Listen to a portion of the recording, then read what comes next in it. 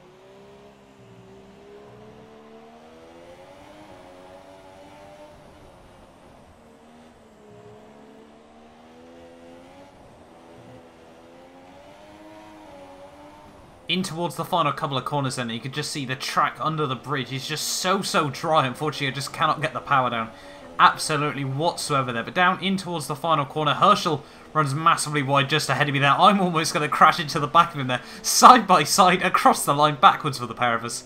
And unfortunately, it is only going to be P6 for myself there. I could have been about P2, P3 if I'd been able to keep the car facing the right direction right towards the very end of that lap. But unfortunately, by the end of the session there, it was P7 for myself. Really, I'm not going to worry too much about qualifying.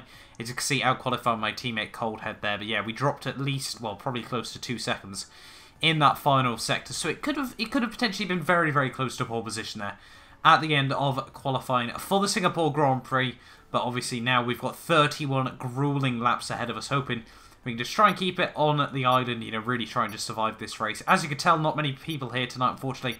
Many people not able to make this race, as obviously people planned for the break week, and obviously Singapore as well, just not an enjoyable circuit to be racing around. But don't worry, it got even better, as you'll probably be able to see in just a second.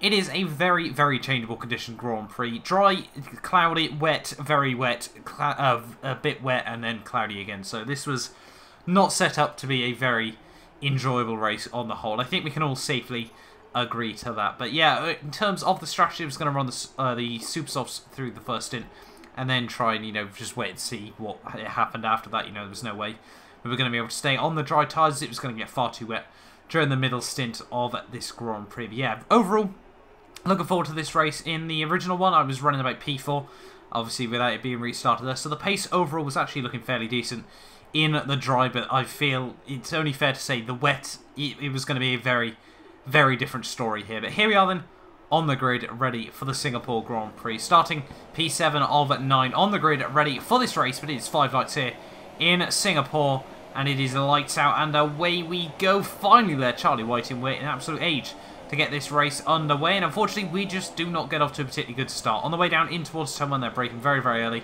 hoping to avoid any carnage. Unfortunately for me, that just does simply not happen, and we are left right at the very back of the field there. Front wing damage flying off XRL Bobbitt's car there, as well as I think LGS at that moment in time. So potentially we could make up a couple of positions from that. And Coldhead right again is squeezed out a little bit wide from Herschel there through turn 4 there. And we're going to be side by side down the back straight with him. But there, unfortunately, a little bit of lag coming from Coldhead's car. I think that might actually be my connection that is struggling at the moment. Means he's able to hold on to P8 for now in this Grand Prix. But XRL Bobbitt's obviously with a huge amount of damage on his car. Really struggling to try and keep us. Williams behind him there. He let his teammate VRT Herschel through, but now he's going to try and defend from both Coldhead and myself in this Grand Prix. But hopefully, we can try and move past him nice and swiftly in this race. You can see he's absolutely got no turning through that corner. And by the end of lap 1, you know, he'd let Coldhead through. Well, I say let Coldhead through. He'd lost the place to Coldhead, I must say. Now through the final couple of corners, he was going to be pitting in on the end of the lap there. Almost, well, do make a bit of contact with him out of the final corner there. Lucky we didn't get any damage from that. But yeah, up into P8 we go of this Grand Prix. We're not in last any longer. And you can see P1R Brown setting the fastest lap of the Grand Prix. He has been in such dominant form over these last few weeks, so he was prepared to try and win another Grand Prix here. But all over the back of LGS here as we come through the final corner to finish lap 2. He also had front wing damage there, was really struggling there, massively wide out of the final corner. So we're going to move up back into my qualified position of P7 as we come through turn 1 and turn 2. A little bit of blippy lag from a couple of the cars there. And now skipping on to lap 3, VRT Herschel all over the shop here, just trying to find his way around this circuit. Breaks way too late down into the final couple of corners there. Hits the wall. Unfortunately for him, retires there, which I was very surprised. But I thought, you know, he would have been able to survive that. But unfortunately not for poor Herschel. That is going to be him out of this Grand Prix. And it takes us down to just 8 runners left in this Grand Prix here. But this I feel is where the race started to take a little bit of a turn for worse. As you can see, it is now wet on the circuit. You know, the changeable conditions are really starting to come into play. And we were closing up on the back of Midget and Coldhead in this Grand Prix at this moment in time here. Now down the end of the long straight there, braking it just past the 100 meter board there, trying to make sure we get a nice good run there. Unfortunately, clip the wheel on the curb, smash the wall, and that is going to be absolutely no front wing there as we whack the wall again, trying to get the car rotated back around. And unfortunately for me, that sort of set up the rest of this Grand Prix. As now, as requested by everyone else in F2, I'm going to leave you with a montage of all the many fails I faced.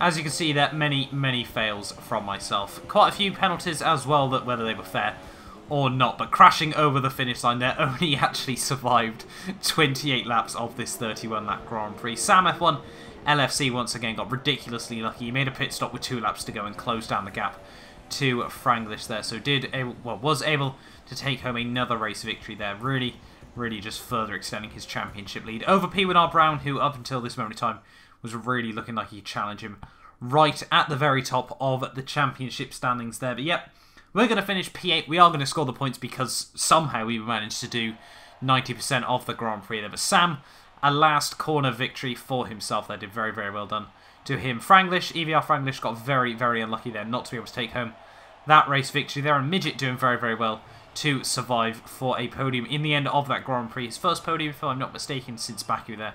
So very well done to him. All 3 of them, very good job for keeping it on the island. A lot better than, unfortunately, I was able to do in that Grand Prix there. But that we go. That was the end of the Singapore Grand Prix. As I said, Sam won, Franglish second, Midget third, Coldhead, my teammate, up in P4 there with LGS in P5, XR Bobbitt's P6. P1R Brown, well, he rage quit after the race because he was very frustrated in the end there. And unfortunately, my 5-stop strategy just didn't really seem to work in the end. 3 laps down, 26 seconds of penalties. Hopefully, next time out at Japan, we can have a bit of a better race. But thank you all so much for watching. Do not forget to like, subscribe if you're new around here and you want to see more of this AOR F1 2017 Season 14 F2 Championship, and I will see you guys next time for the Japanese Grand Prix.